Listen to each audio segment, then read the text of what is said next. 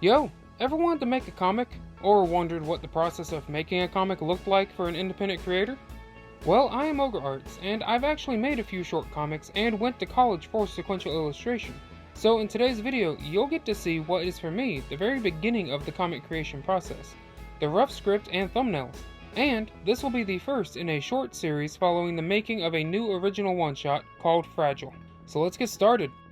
Now, I know I said the rough script and thumbnails were the beginning of my process, but that's speaking more in terms of broad strokes. Before anything, you need a foundational idea to build off of. And fortunately, I already had a pretty clear idea thanks to a character I thought up a few years ago. That character being a young woman who was rescued from trafficking and somehow became invulnerable and capable of using 100% of her potential strength.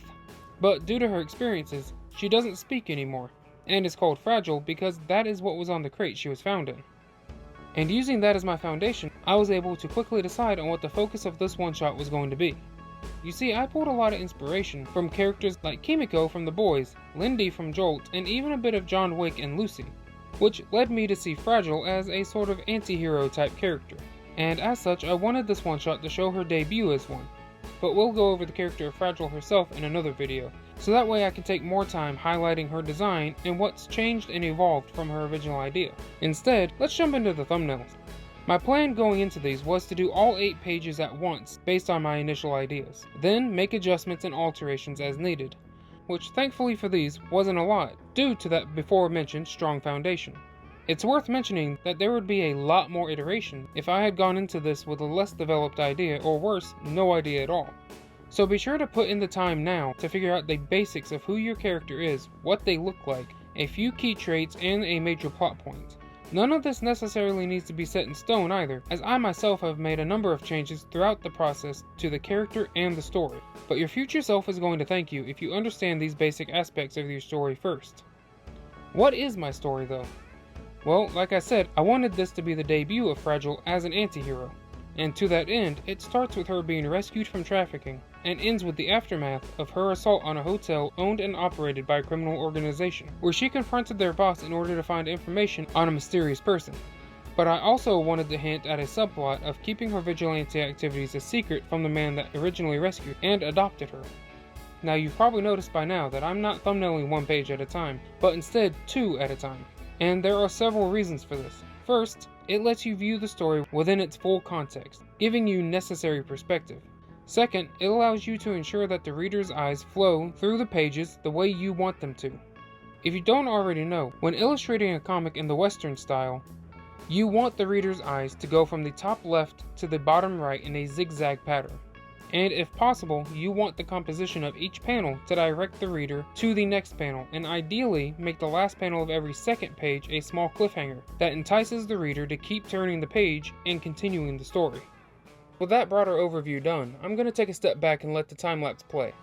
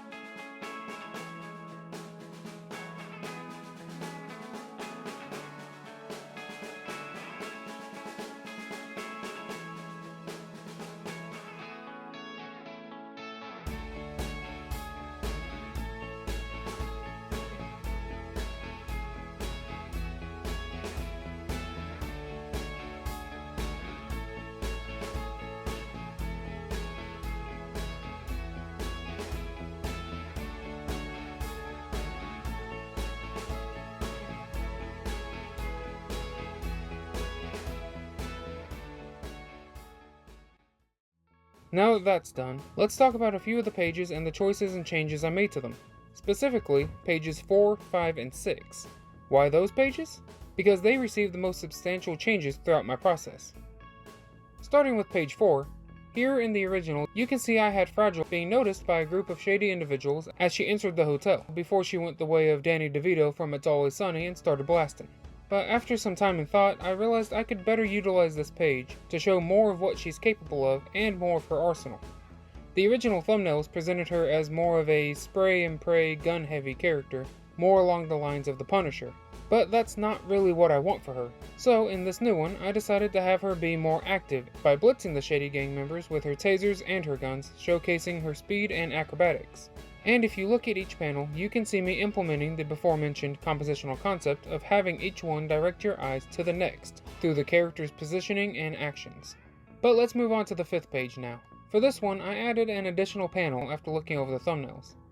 In the original 6-panel page, we saw a group of individuals aiming to the bottom left, then jumping to the next panel of them firing their guns in the same direction. But after reviewing it, I felt it was a bit jarring in terms of transition from page 4, where at the end we see Fragile waiting for an elevator in the lobby. So to give a more clear transition from page 4 to 5, I split the first panel into 2 and added the moment when the elevator arrived. So hopefully it's more clear what's going on compared to the previous version. And that is something you always want to keep in mind when planning your pages. You want to make sure your reader doesn't need to ask what's going on while reading, so they are less likely to stop before experiencing your full story. And if you have trouble knowing if a part of your story is confusing, leave it as is and go do something else for a few hours, so you have a chance to clear your head and view your story as a reader when you come back to it. I also altered the panels and layout for the last page to better tell the story. It is meant to show the climax of the confrontation between Fragile and the crime boss, and his last-ditch effort to kill her after she got what she came for, and waking up later in the hospital. Given that, in the original version here, you can see that I depicted all of this in 7 panels. But again, after reviewing it, I didn't feel like all the panels were accurately portraying the events going on, particularly panel 4, which is meant to show the moment the crime boss detonated explosives. And so that led me to add 2 new panels. One showing a safe and what is in it, as that is what she was being directed to in the original, and an action panel of the top of the hotel exploding from outside. Additionally, I made a more intense panel of the crime boss's eyes before they clicked the button to add more drama and tension. To end this off, I wanted the detective to be at the hospital watching over her, with her gear in the background as she woke up, to conclude the before mentioned subplot of him not knowing about her vigilante activities with this revelation, along with leaving several other lingering questions, like how is he going to react? What did she take from the safe? And how did she survive? These questions are intentional because I personally don't view my one-shots as self-contained stories. For me, I see every one-shot I make as more of a pilot episode or proof of concept for a larger project. So I like to leave the ending open to further develop the story and characters in the future. Now, before we close out, let's look at the key points of this video. 1. Be sure to know at minimum the basics of who your character is, what they look like, 1 or 2 key features about them, and at least 1 major plot point in order to form a foundation to build off of. 2. Thumbnail your comics or manga 2 pages at a time to give yourself perspective and test the flow and readability of your story. 3. Design the composition of each panel to lead the eye to the next panel. And lastly, do all of your thumbnails at once, then step away for a day and come back with fresh eyes and a clear head to make adjustments and alterations. Of course, there are a plethora of other tips I could provide, as this is the 4th short comic I've made. But these are what I feel are the most important takeaways, while most everything else is personal preference. At the end of the day, work however works best for you, and use these tips as a foundation to develop your own creative process and methods. In the next video, you'll get to see how I translated these thumbnails into digitally penciled pages, so be sure to subscribe so you'll be notified when it comes out. And make sure to like this video if you found it informative or mildly interesting, as doing so tells me you want to see more and helps me maintain motivation to keep editing and posting. Lastly, if you have any further questions about my thumbnailing process, please leave a comment down below and I'll answer as soon as I'm able to. With all that said, I hope you enjoyed the video and I look forward to sharing this one shot with you going forward. See ya!